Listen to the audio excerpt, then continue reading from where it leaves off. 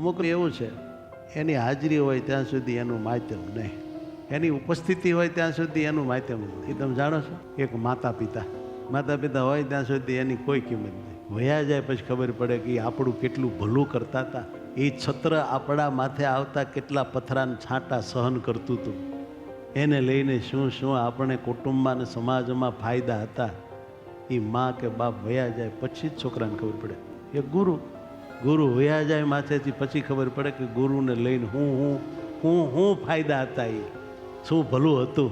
ભલે અમુક ધાર્યું ન થાય ગુરુ હોય ત્યાં સુધી, પણ એ ન ધાર્યું થાય એમાં આપણું કેટલું કલ્યાણ હોય એની ભાન પડવી જોઈએ ને. પછી જાણો છો, સ્વાસ્થ્ય, શરીર નિરોગી છે એની કિંમત ક્યારે થાય? જ્યારે બરાબરના માંદા પડીએ ત્યારે ખબર પડે કે સ્વાસ્થ્યની શું કિંમત હતી. અને એક જુવાની, આ છોકરા જન્મે મોટા થાય એને ખબર જ ન હોય કે આ જુવાનીની, આ શક્તિની, આ થનગનાટની કિંમત શું છે. એની કિંમત ત્યારે થાય છે જ્યારે ગઢપણ આવે ત્યારે.